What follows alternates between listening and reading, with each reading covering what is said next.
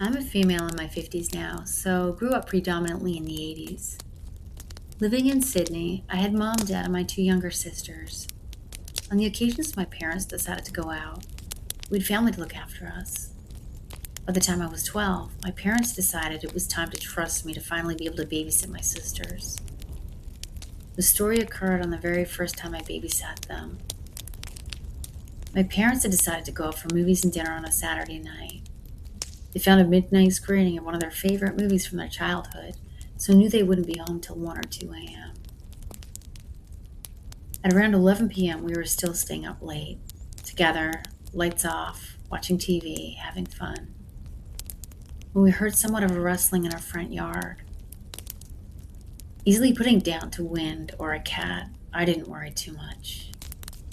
But then, about 2 minutes later, bang bang on our front door.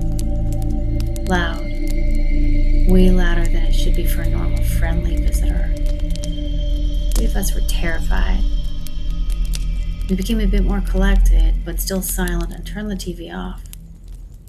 Even in the 80s, there was no way I was going to open the door to anyone, especially that late at night. And we knew it wasn't our parents. Again, at the door, bang bang. I decided to brave it a little. I went to the front door. Fortunately, the door was almost completely wooden, with just some thin strips of heavily colored and frosted glass panels, so no one outside could really see in. We crouched there. We were able to barely make out a figure on the other side of the door. Before we knew it, the doorknob was rattling. This person was trying to enter the house. Not knowing if they knew we were home and way too scared to make any noise, it was obvious I had to do something. Luckily, we had a wooden doorstop. I quickly grabbed it and tried to quietly jam it under the door so that hopefully it wouldn't be opened. Our only phone was right there at the front door as well. We were too scared to make any noise.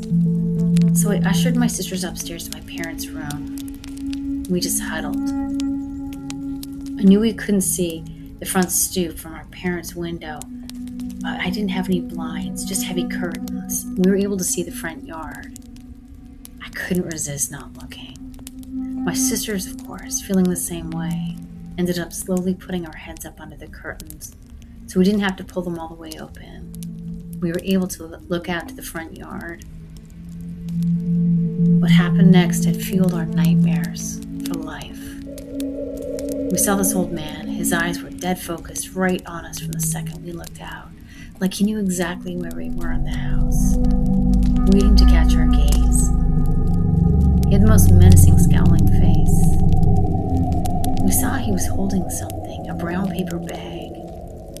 He held it up from the top, making it obvious that something was inside, and slowly lifted it up beside his head. He then lifted up his other arm with a finger pointed at the bag and very slowly moving his forearm back and forth, creepily gesturing to whatever it was in the bag. The whole thing lasted all of 5 seconds before we all ducked our heads back down, recoiling in fear.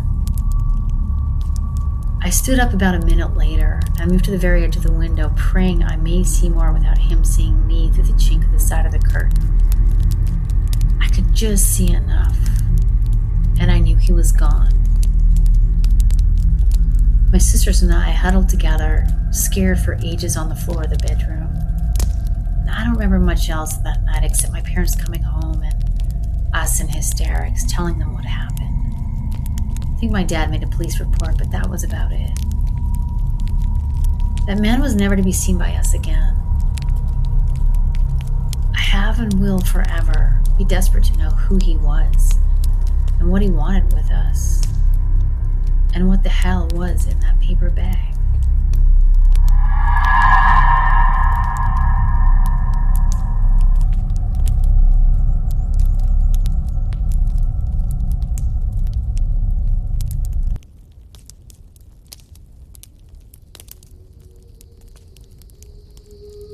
So I lived in a trailer park for a couple of years, and one night I was sitting up in bed facing the window watching TV on my phone. I happened to look up as I saw a shadow walking between mine and my neighbor's yard. It was really late at night, and I knew no one would be outside at this time, so I texted my neighbor telling her about it just to see if she'd seen anything. A few nights later, me and a couple of neighborhood women were walking down the road in the trailer park when we started to hear twigs and branches being snapped. It stopped when we stopped walking and seemed to continue if we took a step. Since it was dark and across the road from the woods, we couldn't see what it was. It freaked us out a little bit, though. Then things got weird. Stuff outside started going missing, and on some nights, a fire could be seen across the road and the creek near a big cave on the mountainside. Whenever someone would loudly say that they saw fire, within the minutes, the fire would seem to go out. We all thought maybe it was just somebody homeless or was camping out, maybe even living in a cave, and they were possibly harmless, but we didn't know. But that changed when two guys were walking the trailer park late at night and came across a man trying to break in my windows. From what the guys told the police, this strange man was standing outside my bedroom window trying to lift it up when they screamed at him and he took off running for the mountain. We knew it was probably the guy who lit the fire. The person making the strange noises across from the trailer park in the woods. The shadow that would mysteriously be seen walking around the trailer park. Police searched around the trailer park and under a few trailers where they found a makeshift bed, a bucket, and a flashlight under my neighbor's trailer where this person had been staying.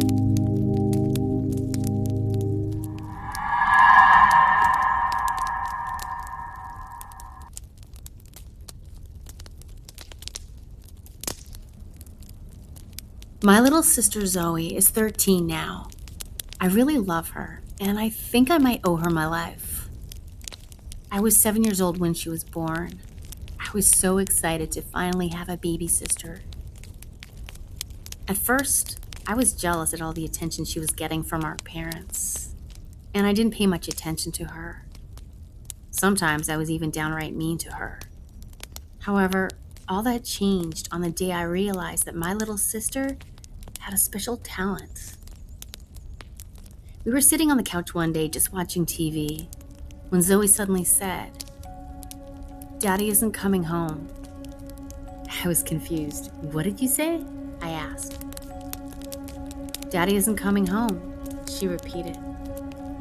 I was quite unnerved by this, and I tried to question her further, but she wouldn't say anything more. About a half hour later, the phone rang. When I answered, there was a police officer on the other end. He sounded gravely serious. He said there had been a traffic accident and that my mother was in the hospital with relatively minor injuries, but my father had not been so lucky. He died on the way to the hospital. The next few hours were a blur. I just switched off the TV and I sat there in shock. Staring at a blank screen, I felt numb. They said Zoe was too young to grasp the situation, but she knew and understood that Dad was gone, and he wasn't coming back. Almost a year later, there was another incident. It was a nice warm sunny day, and Zoe and I were in the park. Zoe was playing on the grass when all of a sudden she stopped and pointed at something. "There's a bad man over there," she said. "We have to go." When I looked in the direction she was pointing, I saw a man nearby. He was dressed in a gray hooded sweatshirt. He had his hands in his pockets and seemed to be waiting for someone or something. There was something about him that seemed off. With the memory of my father's death still fresh in my mind, I didn't question Zoe this time. I just grabbed her by the hand and booked it out of there. The next morning at breakfast, my mother was reading the newspaper, and I noticed the headline on the front page. "Mother and daughter stabbed to death in park." Beneath it, there was a picture of police leading away a man in handcuffs. It was the man in the gray hooded sweatshirt. A chill ran down my spine. Any doubts I might have had before were immediately quashed. My little sister definitely had a talent. From that day on, I listened carefully to anything she had to say, and I would write it down in a notebook that I usually kept in my room. One day when Zoe was 6 years old, it happened again. We were at a restaurant when Zoe suddenly dropped her knife and fork, looked at my mother, and said, "Grandpa's gone." An hour later, my mother got a phone call telling her that our grandfather had indeed passed away. He was in his sleep. Mom was very sad, but she had been prepared for the bad news for quite some time. That was the last prediction for quite some time. As the years passed by, I started to forget about my sister's talent. It got to the point where I began to dismiss it all as just a coincidence. However, last week when my girlfriend and I were spending some time together in her apartment, I got a text message. It was from Zoe. "I need to tell you something," she said. "What is it?" I asked her. "I need you to listen to me. I have a terrible feeling something is going to happen. You and Megan, you need to get out of there right now. Go to a hotel or something. Just get out of there."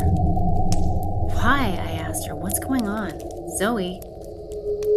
"I don't know," she answered. "I don't know. I told you what I know." "Okay, I understand," I told her. "Bye, Zoe." I immediately grabbed my girlfriend, forced her to pack up some things in a suitcase, and rushed her out of the apartment. We went to a nearby hotel and booked a room for the night. The next morning, I got a call from our neighbor. He said our apartment had been broken into, but strangely, nothing had been taken. When he heard strange noises, he called the police. They arrested the intruder. We had to go down to the police station. Apparently, Megan's mentally unstable ex-boyfriend had broken into our apartment. He was armed with a knife. He was planning on killing us. When my girlfriend heard that, she was utterly dumbfounded. All she could say was, "How did your sister know?" Without Zoe, we would both probably be dead. It still haunts me. Nobody else believes it, and even my girlfriend is still skeptical. But I know what happened. My little sister has a talent.